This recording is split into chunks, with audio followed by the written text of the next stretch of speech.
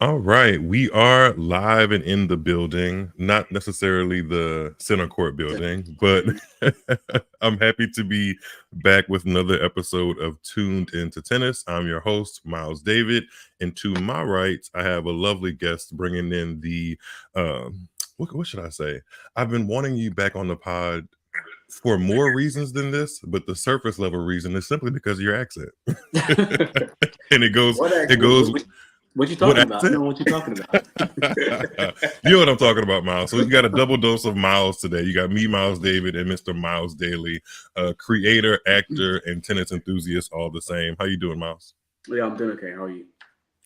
I can't complain. I don't know whether to feel a little misty-eyed after that whole Andy Murray tribute on center court that literally just wrapped up before we press record, or um to be kind of happy that he's towards the end of it, because the last 5 years have been tough. So that's where my feelings are at the moment. But we're here to talk about that and the matches that happened today that ended up kind of sort of rounding up round two. There's just a few more matches that need to be finished, but we'll get to those in due course. But I guess let's start there, since everybody in the tennis timeline, the tennis world, seems to be talking about it. I mean, I literally just opened up my Twitter and saw a tweet from Carlos Alcaraz that said, "Andy, such an inspiration and example for everyone. What a career and what a legacy." So, uh, yeah. How do you feel about Andy Murray's Wimbledon? I mean, it's not done yet. He did say he was going to play mixed doubles with Emma Raducanu, and Raducanu basically said she jumped at the chance. So, Yeah. how are you processing the whole Andy Murray of it all? Um, I think it's a weird one. I think it's a very strange one. And just as a British, tennis enthusiast, tennis coach, um, to understate how important Andy Murray has been to British tennis would be like kind of criminal. Um, he's not my favorite tennis player in terms of like just watching him, but I did always admire what he brought to a tennis court. Like there are some players that would be like, with Andy, it went beyond me being like, okay, he's British, Scottish, however he wants to identify. He's just a great fighter. And he, for a period, really hung up there with three of the best tennis players to ever play this game and held his own in more ways than one. So I think it's sad. I think it's a bit sad that he didn't quite get to go out on his own terms, but I guess in a roundabout way, he kind of has. But we have also seen a ceremony before. Whose ceremony before have we His seen? farewell ceremony at the Australian, right? What year was that? 20. 2019. Did they put something together for him on the court? It was like a whole big thing, and he was like, "Guys, I didn't say that." It was. I was like, no, I think he's really done this time. But yeah, it's one of those weird, like, it's not like Venus or Serena level like upset, Hmm. but it's also like I don't care. It's somewhere kind of weirdly in the middle. Yeah, I feel you. I just have a lot of respect for him because of like just how hard he pushed to get the trophies that he does have. Yeah. And just he just has the respect of pretty much everybody on both tours. The women always loved how he kept women at the front of the conversation, although tennis would love to kind of put them on the back burner. Andy Murray wasn't having that. And yeah, again, similar to what you said, I can't say here with a straight face that Andy Murray was somebody I just ran to the television to watch, but ultimately he has my respect Yeah. for competing in the best area he competed in, and achieving all that he did. We probably might see him again, like I said, on the mixed doubles court at Wimbledon with Emma Raducanu, and then he also is in the Olympic draw. Yeah, they Okay. released the singles, and I think he's supposed to be playing with Dan Evans in doubles to represent Great Britain. So there always seems to be one final catch with Andy Murray. You can never just completely write him off, and that's like a microcosm of his career. He's just been so stubborn, and you can never kind of get rid of him. So Yeah. Very, uh, very stubborn. I'll give him that. very stubborn, but successful player nonetheless. And the tribute today on center court, ushered in by Sue Barker, was a good watch, a really really good watch. Mm-hmm. He deserved it. Okay, let's get over to some of the headlines of day 4 of action at Wimbledon. It is the 4th of July. So if you are listening to this live or listening to this back in the podcast, happy Independence Day if you celebrate. Can't say that it's one of those holidays on my calendar I look forward to, but then I also kind of do because it's a clear indication that my birthday is coming up, which is next week. So go Cancer season. And if you're listening to this in the UK, you better have voted today. Every vote counts, so make sure you voted today. I'm not quite sure. I mean, forgive me, please, nobody throw tomatoes at me. I'm not quite sure how y'all voting system works in the UK because we have enough going on here in the US, quite enough. But yeah, Yeah. if voting matters as much as it does in the US and is crucial, please vote in the UK because Oh, it does. It yeah, really does. It's not as crazy as yours, but it's very, very, very similar.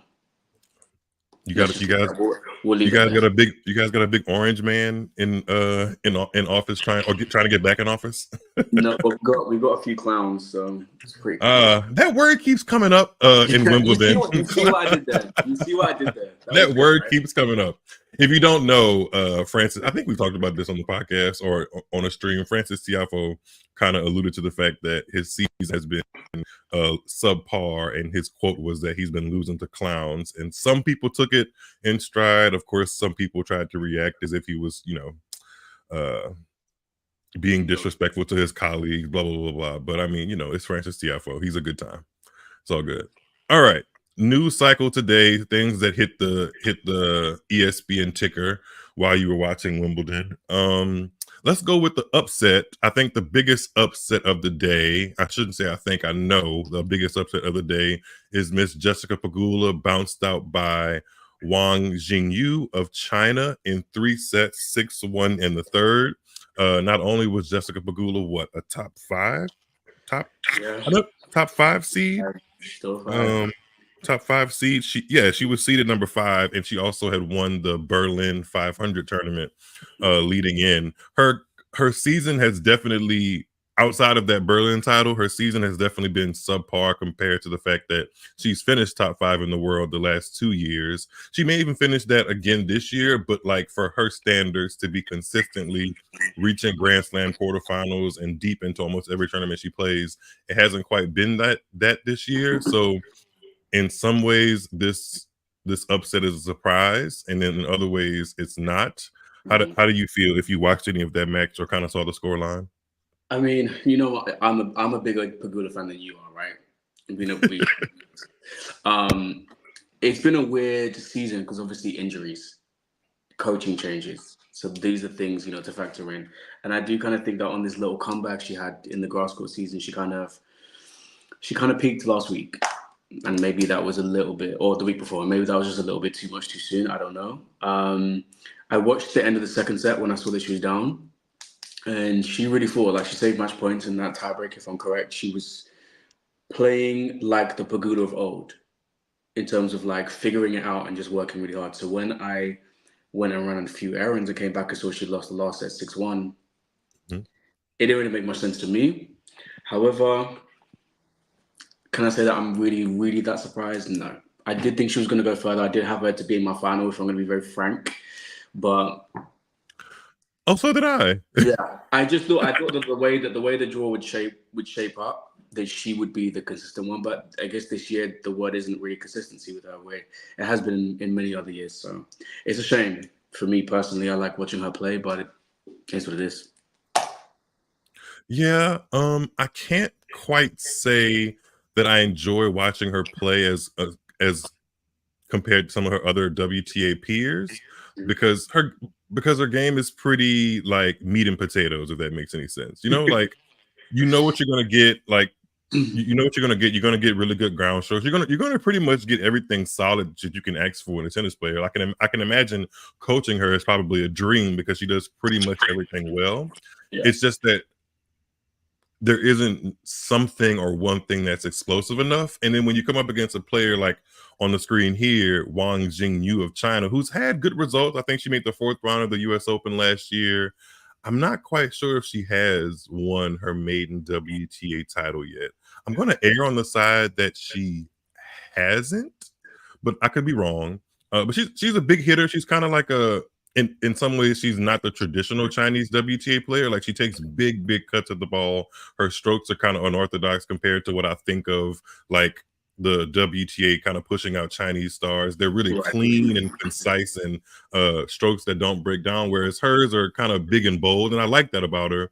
So I guess that kind of won out today over Pagula, who can, like I said earlier, can do everything right, but sometimes that kind of can put your opponent in a rhythm, and before you know it, you've worked your opponent into a perfect game plan of how to beat you because you give them the same look almost every time. You know?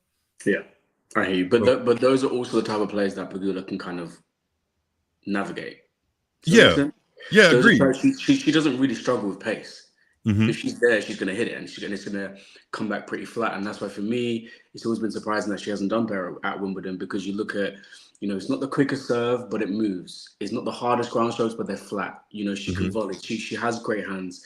So I always just kind of find it a bit weird that she hasn't done more at Wimbledon. But like I said, as a big fan, I hope that by the US it'll work itself out. Otherwise, we'll see what 2025 holds, because there's some people really coming up behind them. Yeah, she has some points to defend. She won the WTA 1000 in Canada, which is, I mean, as we speak now, that's like a month away or so after the Olympics. And then she won a 250 after the US Open, and then she made the finals of the WTA finals. So those three weeks right there are quite a lot of points to defend, and she doesn't really have the same momentum going into this second half of the year that she did last year. So But if you're I will say, it does speak testament to her, but also to the women behind her, that she hasn't played for most of this year, and she's still number 5. She's only dropped one spot from 4 to mm, 5. So the fact that, I mean, if she wasn't already, but she was there, right? So the fact that she's still in the top 10, she had barely played, and when she has played, it's been very inconsistent. So for her to still be 5, mhm. she could still be there by the end of the season. I think she'll Yeah. probably be somewhere between 6 and 8, if I'll be frank with you. But Mhm. she's going to be there or thereabouts. I wouldn't be mad at it. I like Jessica Pegula kind of in the mix, and similar to what you, not even similar, exactly to what you said. I had her in my final just because I saw the draw that she was in. I saw her kind of breaking for her, but and again, like the compact ground stroke, she should be a lock at Wimbledon to go much deeper than the second round. It just, I don't know, something's in the air. Of course, people kind of rag on her for being a billionaire heiress and all that kind of stuff, but she works her butt off. I can't be mad at her because if I was in the same position, actually, if I was in the same position as Pegula, I do not think I'd be a professional tennis player touring the world. Like I'd be playing tennis, but not professionally if I knew I was inheriting Yeah. billions. But Or I'd be an agent or something. yeah. So in a way, that's kudos to her for doing something that takes so much time and uh, effort when she could be doing nothing, like a lot of other billionaires or Especially, billionaire heiresses. But and whatever. especially considering like the injury history, Hmm. it's quite something. It's quite something, because how old is she? 31. I think she'll be either turning 30 or right at 30. Let's She's look. somewhere around there, right? And if you think there are other tennis players who retired at like 28, so Mm, still going. There's my, still something in her that wants to be out there. So my mind went to Miss Nicole Vitasova, who's like 35 now and could still be on tour, but retired super early. yeah, She's 30. She turns 31 next year in February. So she just turned 30, which I mean, again, like she could play another 5 years and as long as health is on her side. But typically, the players that haven't broke through that quarterfinal stage of a major by 30 don't do so. It's not impossible. Like you do have your late bloomers, but uh, we'll see what happens with Miss Pagula. Her section of the draw, it's open now, right? yeah, now that she's out, her projected fourth round opponent should have been Ons Jabeur, who moved through pretty comfortably today over American Robin Montgomery, Yeah. who had a good tournament in of herself. She qualified and won a round, and that was her first main draw victory here at Wimbledon. She put up a pretty good fight against Ons Jabeur, losing. Uh, which Ons Jabeur beat her 6-1, 7-5. And in that little mini section that Pagula was supposed to be leading, it's Ons Jabeur and Svitolina that are meeting in the third round next. And then they get the winner of Harriet Dart versus Pagula's the person that defeated Pagula today, Wang Jingyu. Do you want to go to Harriet Dart in her match today? Do I want to go to Harriet Dart? Sure. What do you want to know about her? No, you might know more about her than I do. All I know is that I've picked Harriet Dart before to kind of like make some sneaky upsets, and she's kind of sort of always let me down until now when I didn't have the radar on her at all, and now she's upset the number 32 seed Katie Bolter to get into the third round of a major. I think this is Harriet Dart's first venture that deep into a major. Yeah, this she equals her third round appearance that she made in 2019. So yeah. I mean, she's a player. She plays tennis. Oh No, gosh. it's unfortunate. In like British women's tennis, before her was Heather Watson. Mhm. Top 35. Joe Conta, top 10. Raducanu, Grand Slam champion. Mhm. Katie Bolter, fantastic year on hard and grass, winning Mhm. title. And we know that like Harriet and Katie, they don't really see eye to eye. There's always been a bit of like a frostiness in terms of the interactions. And I really did not, for the life of me, think that this woman on the screen was going to beat Katie Bar. For the life of me. And I watched the end of it. She was crying in that finals at tiebreak. I think she was like down 2-5 or 2-6 or something. And she was tearing up. And I was like, it's done. It's finished. Mm. I'm happy for her. But I'm very surprised that she beat Katie Bar. I think the fact that they don't really like they're probably not first to go for scones and jam, like and hold hands and listen to music while doing it. Harriet and Katie, I think Right. that gives I think that gives Harriet an extra incentive anytime they meet each other to kind of play better because it's not fun to lose to somebody that you don't really have a lot of respect or genuine camaraderie with. So you go for that extra ball, you kind of put a little extra mph behind your serve. I didn't watch this match at all, but I am happy, like you said, happy for Harriet Dart. Yeah. Wish she could have came through for me a couple different times in the past when I had her on ups, or had her upsetting some people. But hey, I'll take it now. And I mean, hey, she could find herself into the fourth round of a major, and I think the Brits would go crazy for that. So yeah. I would say that in the match today, Katie Bolter lost the match. Mm, It's how I would describe the end of that match. It was Katie Bolter lost it. more so than Harriet Dart went out and win it. Yeah. Okay. And obviously, you have to beat the person that's in front of you. That's no disrespect to Harriet Dart, but Mm, it was on Bolter's racket for sure. Yeah. okay. Speaking of on opponent's racket, let's switch gears over to uh 7 or 8 time Wimbledon champion Novak Djokovic. I think it's 7 or 8. I think he's going for his eighth to tie Roger Federer. He currently has 7. He's the number 2 seed. He won today over, let me get this guy's name out of the bottom of the hat. I think Jacob Fernley of the UK. The ESPN headline was that Djokovic survives after dropping a set to Jacob Fernley. He ultimately won. Djokovic did 6-3, 6-4, 5-7, 7-5. Jacob Fernley was a British wild card. I think he went to the same university. Yeah, he went to the same university in the US, Texas Christian University, that fellow Brit Cam Norrie did. So there's a little connection there. Did you get the chance to watch any of that Djokovic match? It was, I think, first up on center court, I think, maybe. No, I didn't watch it. That was out of choice. I'll be very frank with you again. Mm-hmm. I'm probably not going to watch a Djokovic match this tournament until if he makes the semi-finals, finals. I did keep up with the score, and I was very surprised, and I was semi-intrigued. But how's the knee? I think he still has that sleeve on it that he got from Amazon, and Is it still gray? I think it's still gray. Apparently, he's looking for a white one, but the Wimbledon also already gave them, or like the club already gave him the go ahead to wear that one. I think he's just trying to be extra, which I think this whole saga of the knee thing is extra. I've said that already. He's going to continue, I think, to like make it seem like he's struggling, even though we all know he's probably at this point, if I go back to the draw on my computer here, he faces Alexei Popyrin next, another unseeded player, and then his toughest task could possibly be the next round if he gets to Holger Rune. And Holger Rune's beaten him a couple times, so I'd have my eyes on that match. But again, we all know Novak Djokovic can somehow miraculously find his way and twist and turn out of 2-1 or down 2 sets predicaments. Which credit to his achievements for that. But I again, not running to my television to watch that and support Djokovic. But more power to you if you do.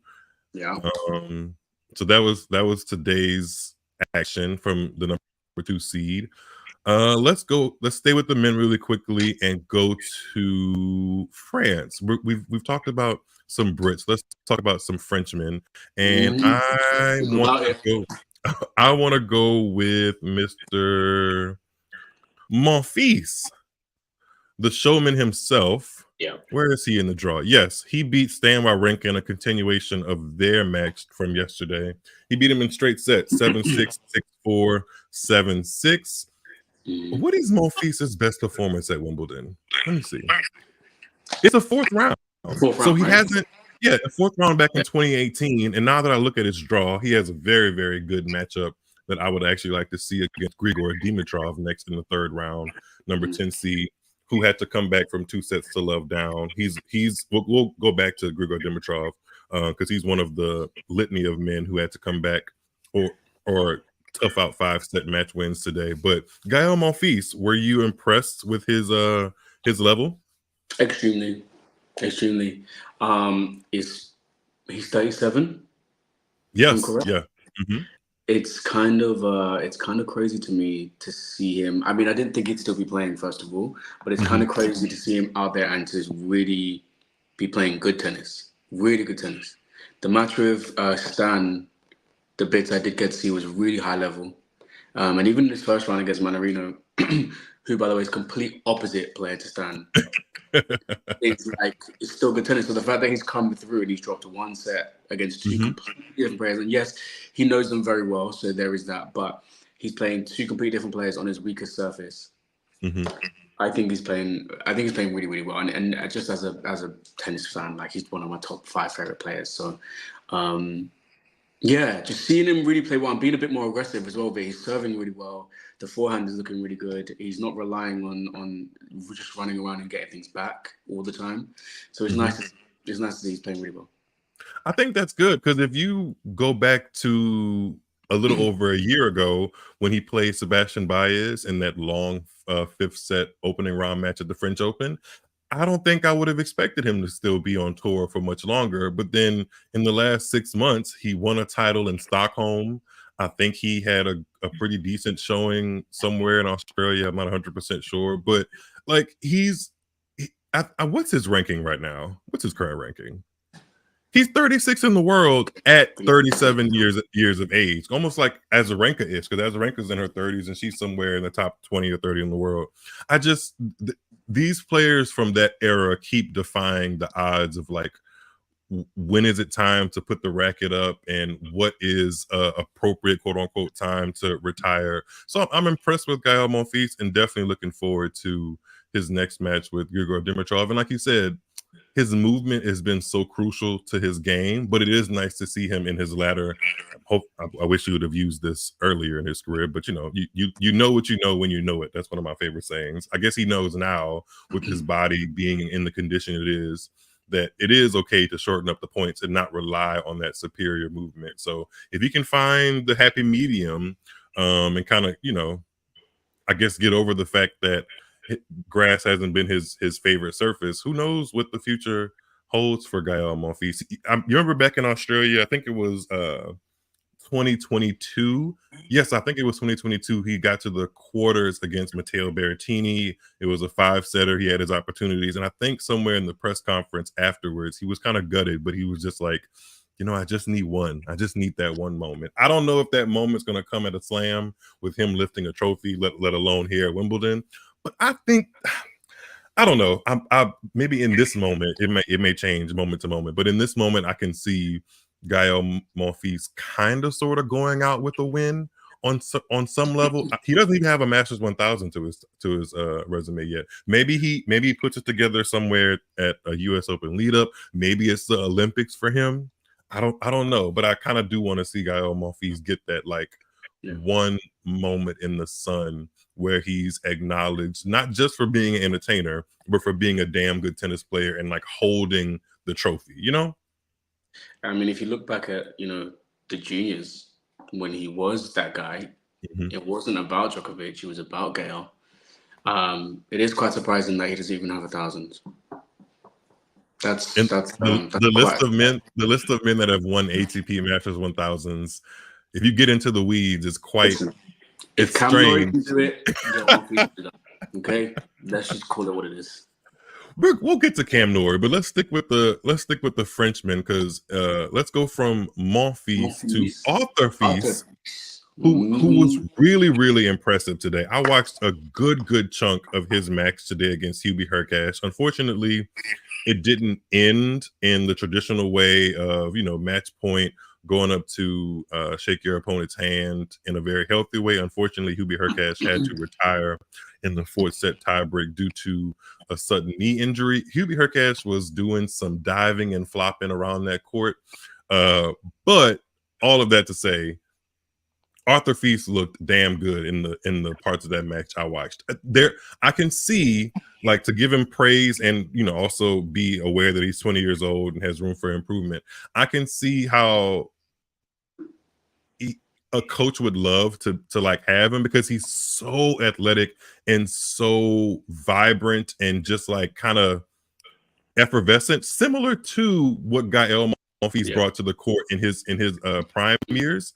But I hope he's able to turn that into more dedicated championship level tennis. And in this match, he kind of showed that he could. There were some ebbs and flows, but when things got tight in that match, he kind of was buttoned up. Hubie didn't play his best because he just didn't. There were some wild unforced errors off the Yeah. forehand. He wasn't getting too many free points off of his serve, but there were some moments when Fees could have got broken. He was down love 40 or like 15-30, and he really came up with some clutch points. And honestly, those clutch points were some of the more buttoned up competitive points I've ever seen from Arthur Fils. So I was impressed, regardless of if his opponent retired.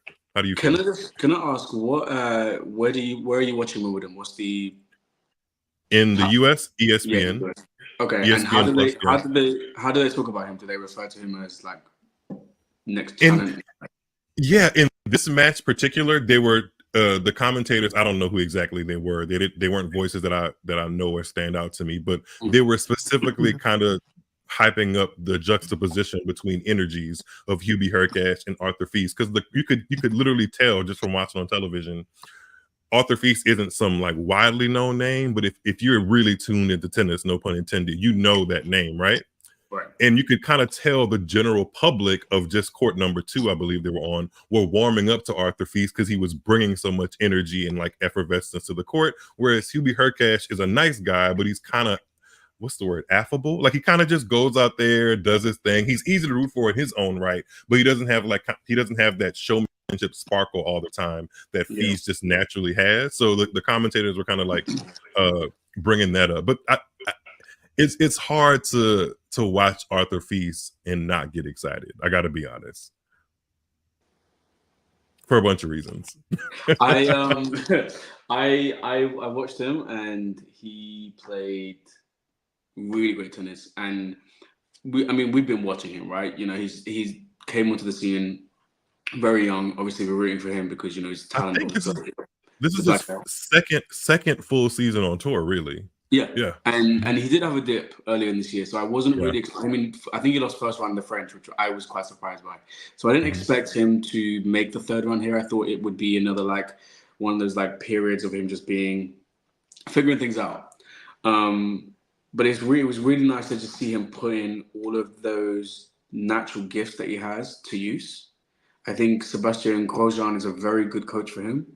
Um, and I do have the same excitement for him that I had for Gael way back when, what I had for Felix, that I had for Francis. But I feel like it's kind of scary when we do name those names a little bit because some of those like dips in form didn't really resurface in the way that we think that they all thought they were going to, right?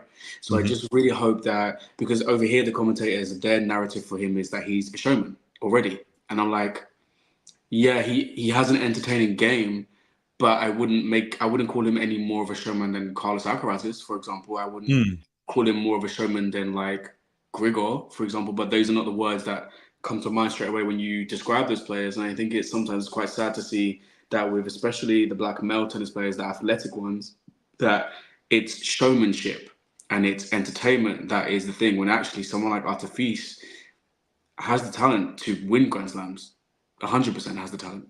Um, who does he play in the third round? He has set up a meeting with. Don't say like Alex Domino. No, I mean, I knock on wood when I say this, but his next opponent is Roman Safulin.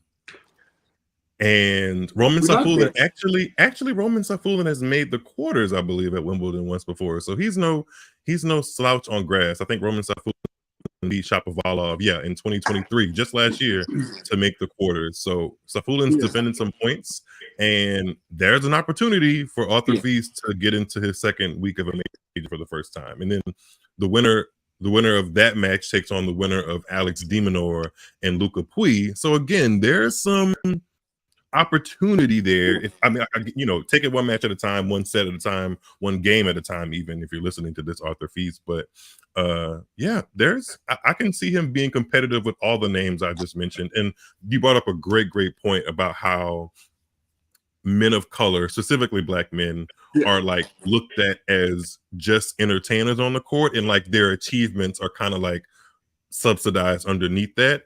And on one hand, like if I'm just using my tennis brain, if I just had my tennis hat on and wasn't like, looking at the full scope as how black men are talked about in sports media, from a tennis lens, those names that you mentioned, the Gael Monfils, the Francis, the Sangha, they have been great entertainers. It's just that they haven't always, when the attention's really on and the trophy's kind of behind them, they haven't grabbed it. So I feel like those instances has made it easier to kind of put them in the showmanship category. But it's also not fair to them because, like those other names you mentioned, Carlos Alcaraz, Grigor Dimitrov, obviously Carlos Alcaraz has the resume and championships to back up that he's more than a showman.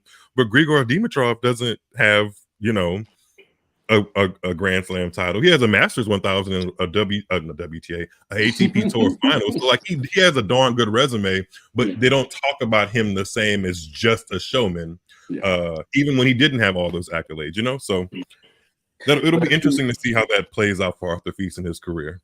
I think what's also good is kind of like how Monfils has Songa. Arthur also has another Frenchman that is like pushing him and kind of come out of absolutely nowhere. I mean, we've kind of known of him for a while, but this breakthrough that's happened in the last 3 to 4 weeks. I don't even know how I'm going to say his name. Giovanni Mpeci-Pericard. Yeah, I was waiting to segue.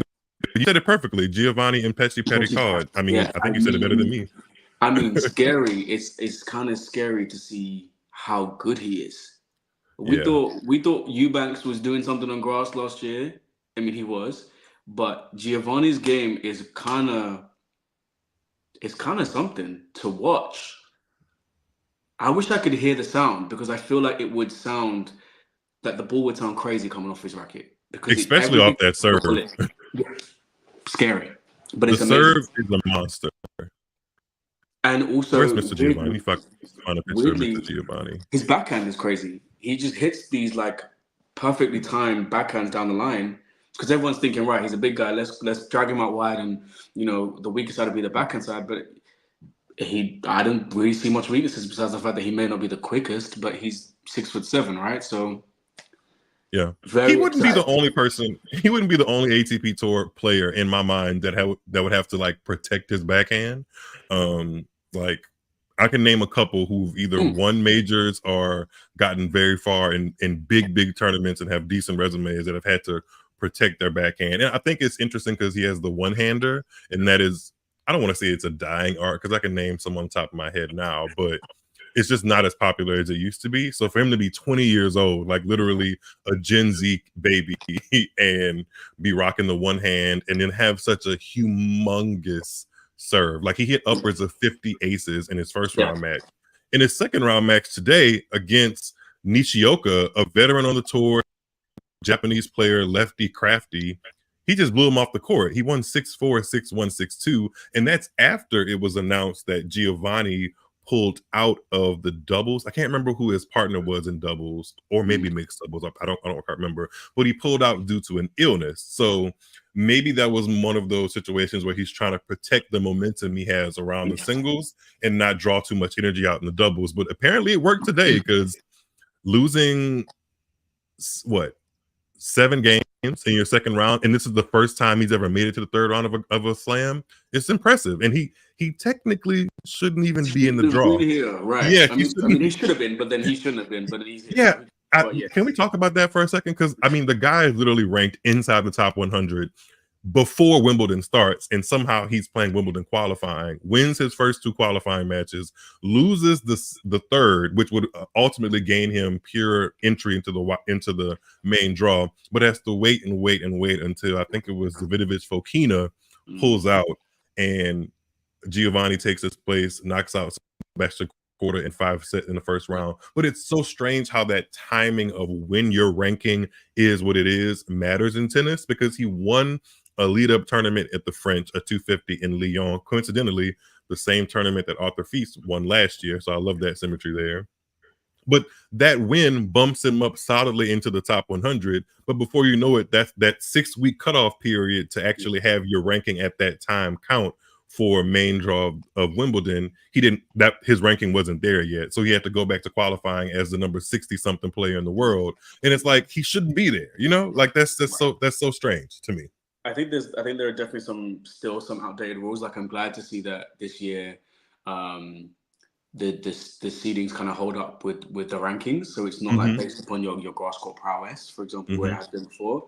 But I do think this situation was kind of crazy. I think for someone who's so far into the top 100 and closer to the top 50 to have qualified, I think there should be some kind of loophole in that system to be like, if a player makes it, whatever. But then, like, I mean, not to divert too much, but like Chris Eubanks now is going to be well outside the top 100, but yet it's still going to go to the Olympics. And I love Chris Eubanks, I really do, but it's like I think that there's got to be some stuff said about because Chris Eubanks, realistically, I think if he sat across from me and talked about his what's the word I want to use, his likelihood of medaling at this year's Olympics on clay, I don't think he would give himself the best chance. But I think he wants to go as a competitor, and I can't be mad at him for the opportunity kind of being in his lap and him choosing yes, because it's the freaking Olympics. It's the pinnacle of sports for a lot of people, and you can't get that opportunity back all the time. But then on the other hand, you got Pericard, who's not saying that Chris isn't performing, but if we take the last 6 weeks, Pericard is outperforming Eubanks, and Pericard is the one that had to qualify to get into Wimbledon and almost didn't make it.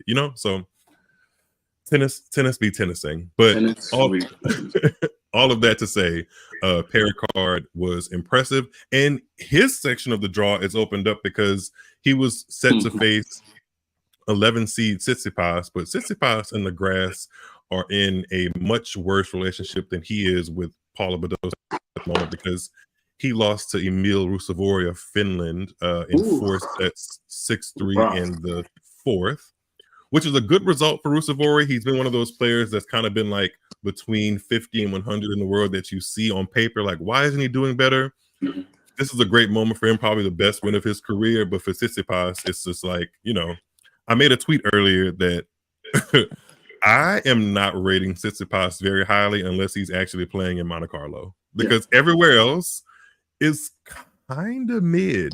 It's kind of mid. I hate to be like super down on him, because I know he has his coalition of fans and people love him for his hair and his backhand or whatever, even though his backhand is easy to expose on every surface that's not clay. But I wouldn't know what to do with Tsitsipas if I was like kind of leading the charge in his camp. I really wouldn't know what direction to take him, because his career seems to be kind of stagnated. What do you think? I mean, we just spoke about, Giovanni and, him protecting the backhand, but what I've seen with him doing is he just times it so well, he just hits it. And Hmm. when he's backed into a corner, that thing's going down the line. Stefanos, like, I don't really recall seeing that from him. And I'm not the biggest fan. Let's just put this out here, but let's look at it, however, let's be nice. The game to me is not strong enough for where everyone's saying that he's at. If we Hmm. compare him to someone like Matteo Berrettini, personally, I would take Berrettini's game over Tsitsipas's game because I think the serve and the forehand is bigger than Hmm. Tsitsipas's. I Feel you. think that the willingness to come forward and volley is bigger than Tsitsipas's. I feel like the ability to defend with the slice is better than Tsitsipas. And I don't know when this happened. We likened the whole Artifice not going down the Felix kind of route of like dipping. I kind of feel like we could look back in a few years and be like, Steph, Kei Nishikori, Milos Raonic should have won a Grand Ooh. Slam. Didn't really happen. Why didn't it happen? And I feel like we could have a real big question mark as to why it's not happened for him. And then Because I don't. Tsitsipas really had his moment. I mean, he was up 2-0 on Djokovic in his first French Open final. He made it back to an Australian Open final last year and was basically just swept aside. And he's had other opportunities to get back to finals and didn't really utilize them. So, and his time on tour hasn't coincided, to go way back to the top of the episode, like we talked about with Andy Murray. His time on tour hasn't coincided with the best of the world all playing at their best consistently. He's had wins over Rafa, Roger, and Novak, but they all haven't been at their very peak when he's been like in his quote unquote prime. So I'm not sure. Like I said, I'm not sure what you do with Mr. Tsitsipas at this moment, because if it's not Monte Carlo, he's not showing up as a favorite almost anywhere on the calendar, really, especially the grass court season.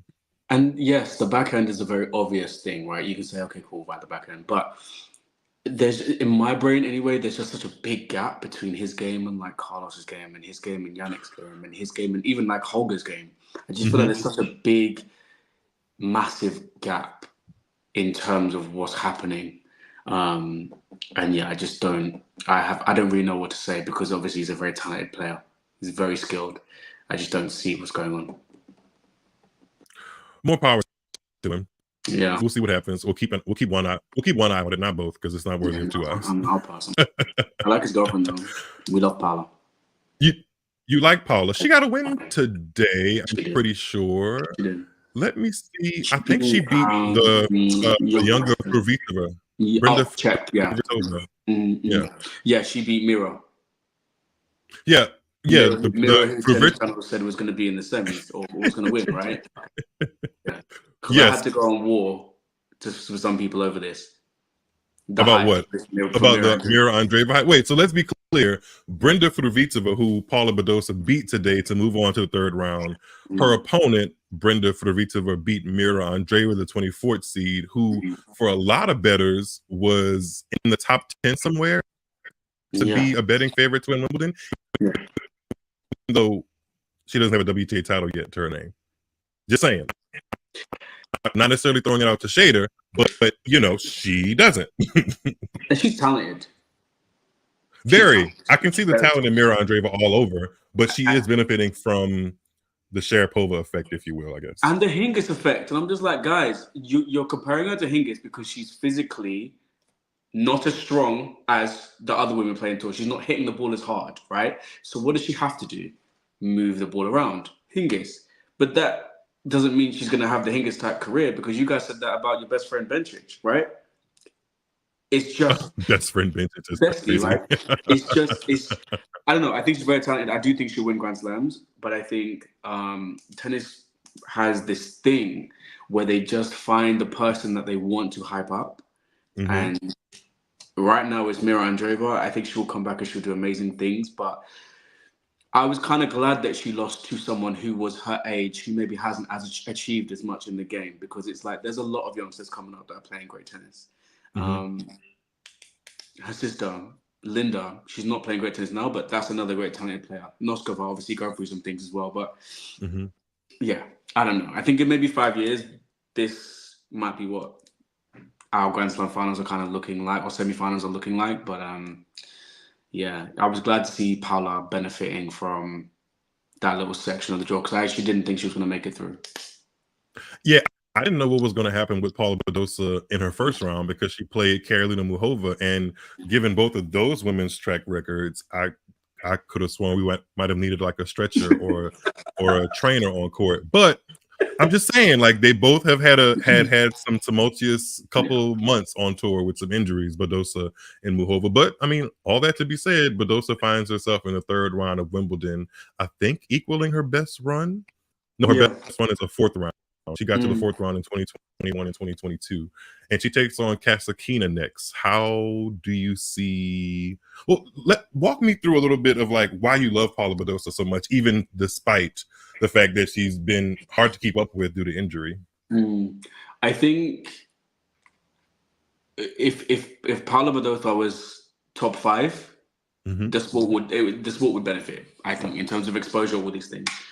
I do like her game, although recently I think since she's come back from injury, it's been a bit frustrating watching because for someone who's got a back injury that she's managing, I find her game to be very defensive now, and I didn't always think it was like that. When she played against Azarenka, it wasn't as defensive to me. It was more punchy. She was more always trying to be on the front foot, whereas I find now she's defending a lot. She had a Um, good injection of pace off that yes, forehand when she and was she still playing her best. does. She still Yeah. does, and she still serves very well. She does.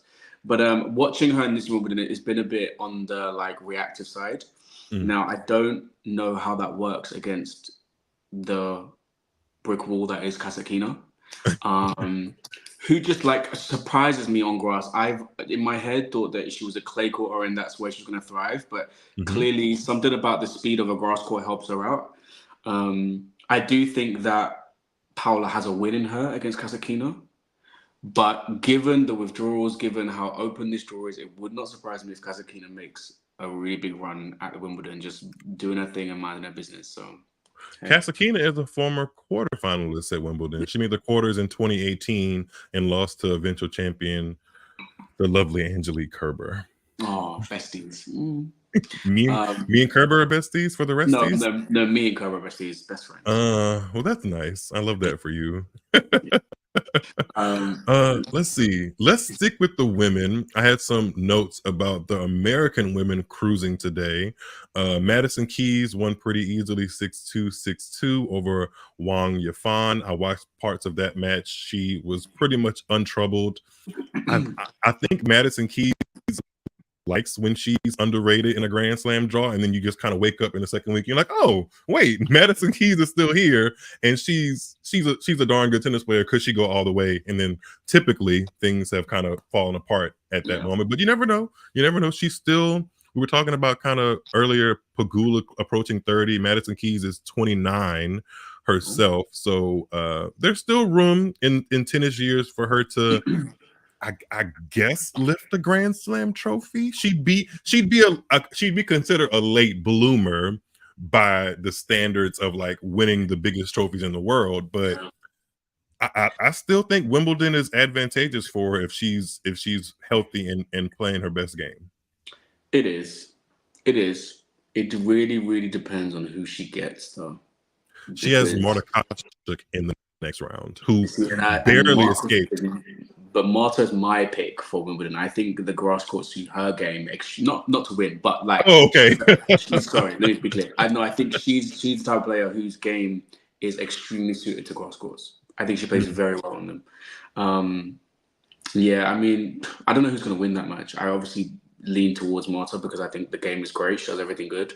Mhm. Yeah, Madison, I want it for her so bad. I want it for her so bad. I don't. It's hard to say that a player deserves it, but if you had to put, because I mean, you got to do the work, and things have to fall your way a little bit. And I would put people would debate me on this, but I would put Madison Keys in the category of deserves a slam because she's been there so many times. I mean, she's made the semifinals or better at 3 of the 4 multiple times, mind you, not just like one time, but semis of Australia twice. I think she made the French Open semis once, U.S. Open semis multiple times. Like, Yeah. He's been Yeah. knocking on the door. I just kind of want to see her walk through it confidently. I think that's what it is. I think if we're talking like purely game level, she should have won slams. For me, there's always been this thing of when she gets to a semi final, I'm like, I doubt whether she believes that she can do it. I Mm. don't doubt whether Iga thinks that she could win when she won her first one. I don't doubt that Sabalenka thinks she can win everything. I don't doubt that, Coco has this unwavering belief in her game. Whereas I feel like with Madison, there's that little thing that's like, I need this to happen in order for the outcome that I want. But as you said, on grass, the serve is the serve. I do think that the ground strokes are a bit too, the production of them is a bit too wide or too long, sorry, for the speed of the grass court. So that's probably what will catch her out a little bit. But if the game's played on her terms, it's hard to beat her. Yeah, she was points away from being a US Open finalist once again last year at the US Open. So, like that kind of goes with the thing I was saying earlier. It kind of feels like she deserves one more chance to fight for a Grand Slam championship. And it might be here. You don't know. Tough opponent next to Marta Kostyuk, but we will see. The other Malta was down like crazy today, right? She was like, Yeah, Marta saved match points, I'm pretty sure. She won 6-4 in the third, but that second set she won in a tiebreak 7-2 to over Daria Seville. So I'm sure Seville will be kicking herself. But Kostyuk has some fight in her. She can be a little pouty and dramatic on the court, but when it's time to like really crunch, she can pull up with the goods. And I will say, I tweeted this earlier too. She has been a little cold because I think she made the semis of Indian Wells and then backed that up. I don't know why she didn't play Miami. I don't remember why, but she made the finals of the Stuttgart tournament to start off the clay court season. And since then, she's maybe won 2 matches since then. So she definitely has cooled off. But she's a girl, similar to what you were saying about Paula Badosa. If she gets up in that top 10, top 5 range, she has like that thing. She has a thing that people want to watch. And I hate to get into the conversation of like conventional attractiveness, but she benefits from that. And they're going to be sponsors and people that want to get behind her because of the way she plays tennis and the way she looks while she plays tennis and her general outspokenness. Now, I haven't always agreed with what the things she said when she's outspoken, but she gives you a soundbite one way or the other, And in today's world, people want to get behind stuff like that. And people want to get behind athletes that give you a reason to bring them in the conversation. And Kostyuk does that kind of naturally. So it was a little while ago that you and I sat down and we spoke about like our dream top 10. Mm-hmm. And Marta was in my dream top 10. Sure, I don't think she was in yours, but she was in mine. And I think for me, she just has that thing. Like, I feel like if she was playing in the Serena, Justine, Kim era and she was up there, she would have been talking her in the press conferences. Like, I just get that's the vibe she gives to me. And that's what I kind of love about tennis a little bit. Like, we'll probably talk about Taylor Fritz in a sec, but like, I loved seeing him just say what he has to say and just giving that little spice to the game. Like, but yeah, Marta, the Wimbledon dress is amazing. Like, what they're doing for her and giving her own signature, I think is amazing. I think the fact that Lacoste and Artifice are doing something similar, these are the kind of players that I'm really excited for moving forward. So I hope she looks great, man. The dress is inspired by her wedding dress. I didn't realize she was married. Marta is married, isn't she? I didn't know. Is that a European thing to get married really young? Not for me. Not for me. I'm not European, but it's not like that in the States either. We're approaching like the perfect time to be married at like 35, not 25 these days. I don't know if it's a European thing. It's something that I've noticed very much so with like the Czechs and like Russians. like the Russians when they just disappear at like 27 because it's like now it's time for the kids. I don't know whether it's a thing of like culturally it's like very traditional. So it's like you can have your career, but husband, kids. I don't know, but it's something that I see a lot with.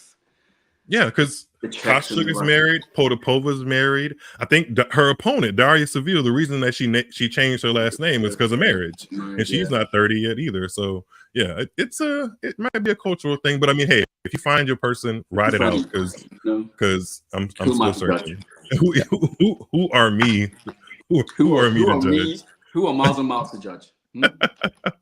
One more American I wanted to touch on was Danielle Collins, who, again, I don't think Danielle Collins does many things quietly, but I think it's fair to say that after her tremendous spring, Yeah, she kind of cooled off, and she cooled off just because of that French Open early exit. But as it stands now, she is making her way through the Wimbledon draw and hasn't dropped. Where is she in the draw? Come on, she's in the Colin, top. show it for me. She's Show in it the for top. me. She's in the top. Yeah, I think she's in the bottom half of the top. Founder. Yeah, she has beaten Clara Towson 6-3, 7-6 in the first round, and then she came back today and beat qualifier Dama Galfi.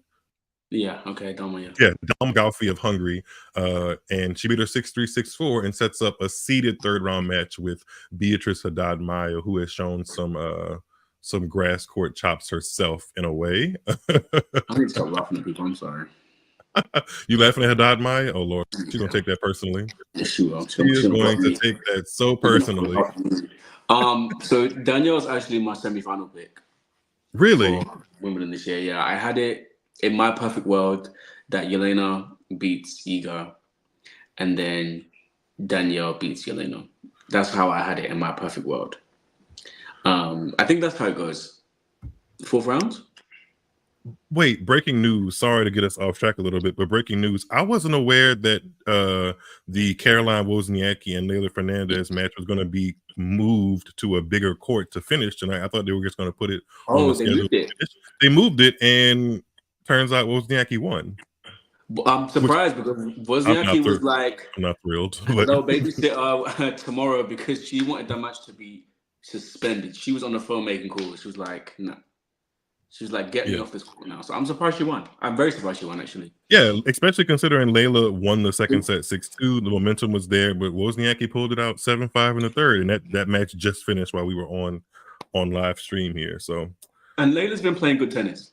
She has. She made the final at Eastbourne, losing to Kasakina. She's been playing good tennis. I don't quite You know what? That makes sense.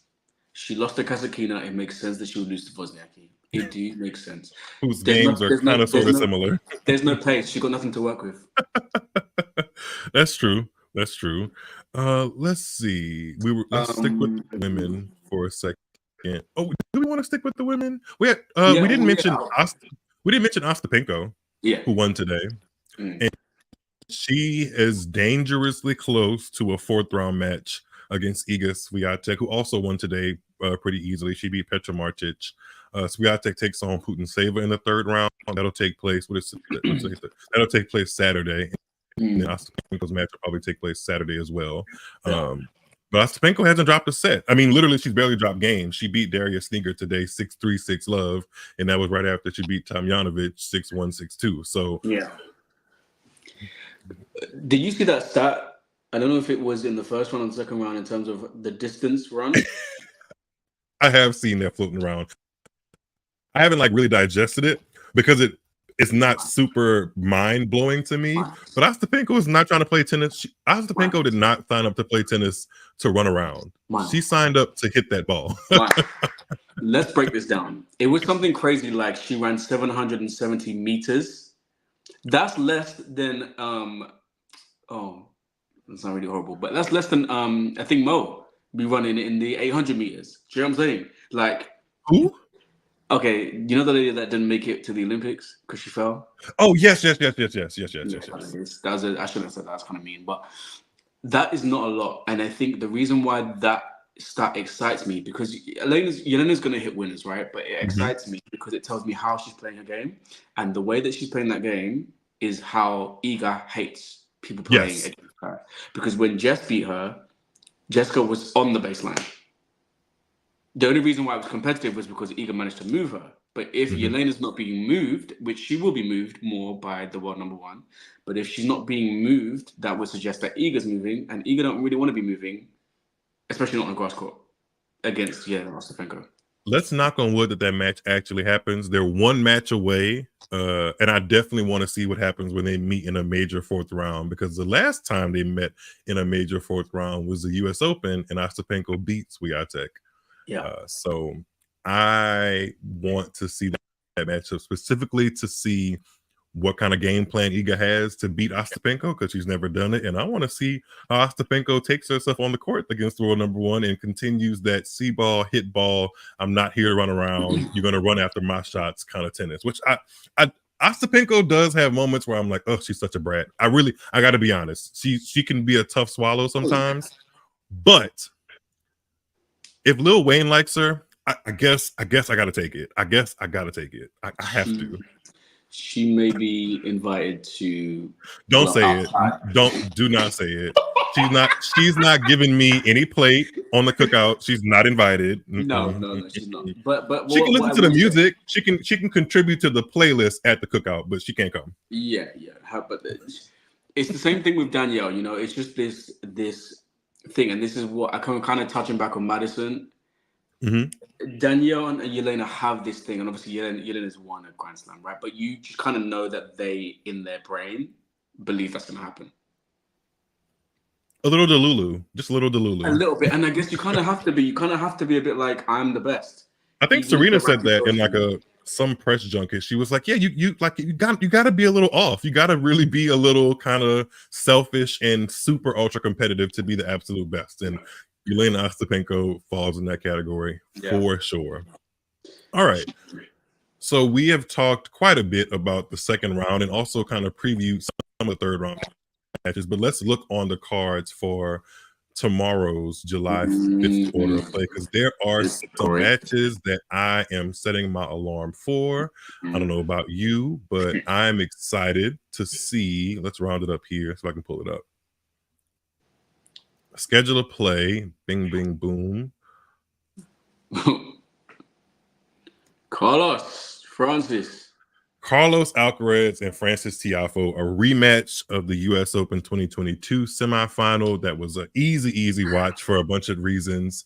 Obviously, Francis Tiafoe, the 29th seed, is not coming in with the same amount of confidence and flair he had 2 years ago at that U.S. Open. But if I know Francis Tiafoe, with the knee brace he has on, an actual injury, by the way, actual knee sleeve he bought to protect the MCL sprain, he unfortunately got in a Queens Club. He's gonna put his best foot forward in that match. At least, you know what? As I said that, I started to like think about it again. Is he really? I don't know, but I want him to. I really want him to. Even if he loses, I want him to go down swinging and showing the best Francis Tiafoe tennis that he can, because for the most part this year he hasn't been showcasing it. And why not give it to the best player in the world right now? I mean, Jannik Sinner is the best player in the world on paper, but Carlos Alcaraz is not far behind him. So I'm excited for that matchup. It's first up on center court. So if you're not doing anything with your Friday, set the alarm for 11 a.m. Eastern, 1:30 p.m. UK time, something like that. Do yourself a favor and watch that match. And root for whoever you're going to root for, but at least hope that Francis Tiafoe shows up for that match. What are you thinking? I'm thinking it'll be a competitive 7.5. Maybe like a 7-6, 6-2, 6-4 kind of match. Yeah, it's giving me he'll get to that crunch moment. It may not go his way, and then it's like, oh, my leg hurts. But I'm kind of just hoping that he just slaps a few forehands around and just really focuses on his serve. Can win a tiebreak here and there, and then go from there. That would be good. Okay, but I do think it'll be a win. He's overdue a big win. Yeah, the season has been a tough watch for Francis. I don't he's not the favorite in this match, but if he wins it, that could be a season-changing / career-changing win for Francis Tiafoe. I don't think he's beaten a top 5 player. Well, he beat Rafa, but I don't know if Rafa was in the top 5 of the U.S. Open when he beat him. I don't think so. Yeah, he doesn't have a win against Djokovic. I don't think he's ever beat Roger. So yeah, next best thing, Carlos Alcaraz. Go get it, Francis. That's what we need. Right after that is another U.S. Open semifinal rematch. We have U.S. Open 2021 champion Emma Raducanu versus number 9 seed Maria Sakkari. They infamously played at the U.S. Open, like I said, in 2021, and Sakkari did not show up. So I'm interested to see which Sakkari shows up for this match, because Raducanu's been playing well. Hasn't dropped a set. Neither is Sakkari, but Raducanu looked very impressive in her last match against Elisa Mertens. And that's one I want to watch for sure. What are you thinking? I'm genuinely of the belief that Raducanu will get back to the top 10. Genuinely of the belief. just like kind of seeing how she's playing, I'm genuinely of the belief it may not be now, but I think it's gonna happen. I haven't watched any of Sakuri's matches. I don't know where she's at. I You're not didn't missing too have, much. yeah, I didn't have her down to make it to the third round, if I'm correct. Yeah, But she's on upset alert every yeah, time she goes to the court yeah. in a Grand Slam because she just hasn't been able to put it together when it really matters. But it's just one of those matches that, like, if Sakuri was to win 4-2, you wouldn't be surprised. But then also, if Emma won 4-2, you wouldn't be surprised. It's just you just don't know who's going to show up for either side. In their both way in both women in their own way, they're both kind of inexplicable. Yeah, Yeah, I get what you mean. I but totally get what you mean. but I'm hoping we get like a 6-1, 6, 7-6. That's Yeah, what I would love, you know? close it out with a banger. Yeah. But I Yeah, think Emma will win it personally. I think she'll make a good solid like quarterfinal probably. I'm hoping she does, and she has to take something from that last U.S. Open semifinal when they met because she didn't have anything to lose then, and she doesn't have anything to lose now. Like I know the British crowd is going to be behind her, which may add a little bit amount of pressure, but she needed a wild card to get into this tournament. So go out there and swing freely. All right, let's look very quickly at some of the other matches on the schedule. We have rounding out center court, Yannick Sinner versus Miomir Kecmanovic. I think that's a fairly doable match for Yannick Sinner, especially how he looked against Matteo Berrettini. He was pushed in that match against Matteo Berrettini, dropped the set, but when it really, really mattered, he was clutch, and Kecmanovic just I think it's safe to say Kecmanovic is a couple tiers below Yannick Sinner, even when he's playing his best. So I think Yannick Sinner is a heavy favorite in that match. Yeah, for real. Going to court one, it opens up with French Open finalist Jasmine Paolini taking on U.S. Open former champion Bianca Andreescu. Definitely want to watch that one. Would not be surprised if Bianca takes it, but also Jasmine Paolini has shown time and time again she's a tough cookie, and even on grass. I think this is her first season getting match wins at Wimbledon. So grass is obviously not the most comfortable surface for her, but still a tough out. But Andreescu can do some crazy things with the tennis courts, so I want to have my eyes on that one. That's followed by Gael Monfils and Grigor Dimitrov, who we mentioned earlier. Grigor Dimitrov, his match was finished today, and he had to come back from 2-0 down against Jerry Shang. So that might play a factor in that match tomorrow with Gael Monfils, but still should be entertaining nonetheless. I think they both know each other's games pretty well, and we should get some entertaining rallies out of that one, hopefully. Yeah. And then rounding out court number one is Coco Gauff from the United States, world number two, seeded number two, takes on, I think this young woman from Great Britain qualified. I'm pretty sure she did. Sane Kartal. I don't know much about her besides that one. Her name is pretty cool. Like Sane Kartal sounds interesting. Like if I'm reading that or saying that out loud, I'm stopping what I'm doing and be like, that's interesting. But when I laid eyes on her, she looked like she could take a Toyota Camry and bench press it easily. Bro, She's strong. I was like, you don't want to meet her in a bad mood because she's out there. She's like, bah, she's like, bang. She's like, but she's giving Sakura a run for her money in the biceps department for sure, for sure. So hopefully Coco Gauff comes ready to play because I mean obviously the British crowd is going to be behind Kartal for the upset, but Coco Gauff is the favorite, and Coco Gauff has looked very, very solid. Very business like the first two rounds, similar to what I was saying about Ostapenko, barely dropping games. And I like the Coco Gauff blonde braids look. It reminds me of Serena. I wish she did like the two plats though. The two plats? What do you mean? That iconic like Serena two plats. Oh yeah. Oh yes. Iconic. I do have this sneaky suspicion that Coco is gonna make a final.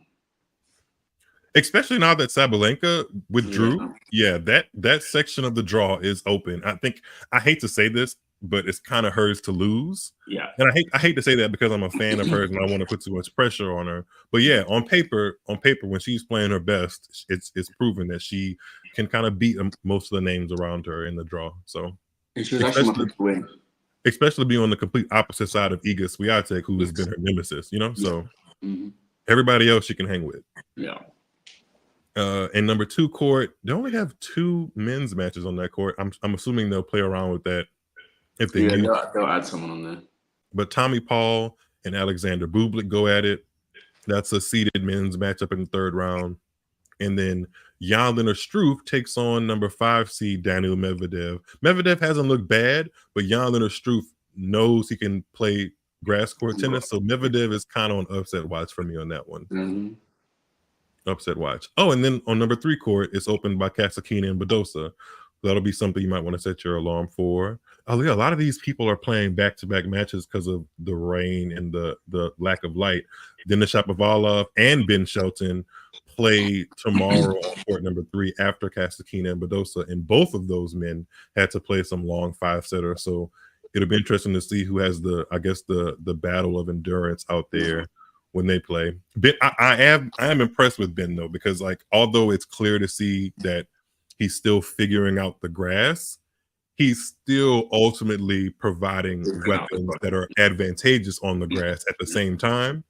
So it's like he's playing against himself and the grass. So it'll be interesting to see how he does that with Denis Shapovalov and what Shapovalov can bring to the court. So those are like the really marquee matchups for tomorrow. What else is on the agenda? I think we've done a pretty good job, all things considering. I think when the Miles teams up, I think when the brains of Miles come together, we talk some good tennis. Is there anything that you want to bring up before we come to a close on the show? I think, obviously I saw some tweets today, people not really understanding why Andy's match was on center court, the doubles match. People didn't understand that? Yeah, and isn't that the same? I would put it under the same category as to why Venus and Serena's doubles match was on not Louis Armstrong. It was on Arthur Ashe when Serena had announced that would be her last tournament. Like although we've both said he's not our favorite to watch, we have to acknowledge the fact that he's a sporting hero in the UK. Why would they not give him time on the biggest court in the biggest and most well-known court in the world to kind of have a send-off? Like, duh. And everyone needs to understand that when he gets on the court with Emma, it's probably going to be on center court again. Yeah. And that's okay. It just is what it is. Like, it's sports. Like, what's the point? What is the point of busting your ass? Excuse my French. I mean, I curse on this podcast. It's okay. Okay, cool. I've been trying to hold it back. I know. What is the point of busting your ass in sports when like your resume and what you achieve matters so much more than like a regular 9 to 5 if you can't benefit from that when it's kind of close to the end? Like, what's the point of being a sporting hero and working so hard to get to that like level of recognition if people can't ultimately recognize you? Like I think there was controversy last year when Annette Kontaveit retired or said Wimbledon would be her last tournament, and she went out in the second round or so in like not center court, not court one. Everybody was like, why would you put Annette Kontaveit back there when she said this was gonna be her last tournament? I'm like, as much as I like Annette Kontaveit, I do. Like, I don't have any issue with her. I can't justify her. Like, what kind of montage would they put together for her like they did for Andy Murray today? I couldn't justify, if I was the tournament director, I couldn't justify putting her match against who knows who on center court just because she got to world number 2 and reached one Grand Slam quarterfinal. No, literally, that's what she did. One Grand Slam quarterfinal. I think also the part, because people were saying Iga didn't get to play on center court on day 1 or whatever. But I'm also just like, brother, of all of like the recent Grand Slam champions, Coco is American, and she won in America. So when it's her time to retire, she'll be on center court. Andy is British. He's playing in England. He will be on center court. And I just don't really understand why there's such a big thing. But tennis Twitter is going to tennis Twitter. Yeah, and Iga fans will Iga fans because they will find any way to put her in the conversation as if she's just not acknowledged enough when like she's clearly the best tennis player in the world right now. Like, I don't know what else you need. Every commentator will not hesitate to let you know that she is the one. So it's just like, yeah, she's the one to beat. It's pretty clear on whatever surface. And people are like, well, I think somebody said, to close out, right? Somebody said, like, not Ostapenko, sorry. Osaka's going to be 27 next year. Y'all need to give up on this narrative that she's going to eventually figure out grass and start worrying about why people aren't having that same grace for Iga. And I'm like, people do have the same grace for Iga. Like, if I looked at the betting favorites to win Wimbledon, she's number one, even though she's never made it past a quarterfinal. Like, stop. Like, if you're listening to this and you're an Iga fan, or you're on the fence about being an Iga fan, like, acknowledge the fact that she's the best in the world and has been the best player for this decade by quite some margin. There's no need to always put her up against other players as like this pissing contest of who's being acknowledged more, or who's getting the more opportunities off the court. Like, when it comes to tennis, she's proving that she's above and beyond the rest of her peers. And what else could you possibly ask for at this stage? Like, it's okay. It's all good. Don't trip, Iga fans. It's going to be okay. I promise you. All right. Who did you pick to take the whole thing? Women or lady singles. In my fantasy draw, I had Pagula in the final, which was a terrible, terrible pick. That is aged like bad milk. And I'm pretty sure I had her going up against Coco, and Coco winning. Same. I had that one too. I couldn't figure out if that was like an emotional, unrealistic type decision I made, but like, I'm glad to know that you had. Well, they say on the app that I use, they say give us your best fantasy picks, and if I'm creating a fantasy for myself, Coco Gauff is getting to the final of Wimbledon and she's winning, so I don't have a problem with that. On the men's side, though, I went with Yannick Sinner as champion versus Alex de Minaur. That was like my one little like, I didn't quite see this coming, but also kind of makes sense at the same time, you know? Yeah, I had Carlos and Novak, but I will say that I think Alex will take him in that quarterfinal. If they get there. I think if he gets there, Alex will take him. In 5. I wouldn't be mad at it. In 5. Okay, yeah. Push his knees, Alex. Push his knees. Just get everything back. I need you to get the blister tape, the insoles, anything you need. Just run and run and run and run and run. Do not give up, Alex. And I'm not even a fan like that, but don't give up. Don't give up. May the power be with you. Please. Myles Daly, it's been fun having you on the pod. Let everybody know where they can follow you during this Wimbledon to keep up with your thoughts. Yeah, so I am on all platforms at Mile High World, which is MILEHIWORLD. And I'm actively sharing my thoughts on Twitter about Wimbledon. Or X. Not X. No, we're going to keep it Twitter. Elon Musk can't ruin this party for everybody. But yeah, I actively will be sharing, and I probably will do end of week 1 recap on Instagram as well. So if you want to be on there, you can find me there too. Hey, we love the content. We're in it. Instagram is actually blocking you from making content for the next couple of days. You know why? I don't know what hater it was, but somebody went back to a Coco Gauff clip from 2023 and like reported it for copyright infringement. So for the next couple of days, I can't post, like, share anything. It's a hater. It's a Novak Djokovic op. I know it is. It was Monica. Who? Monica who? Puig.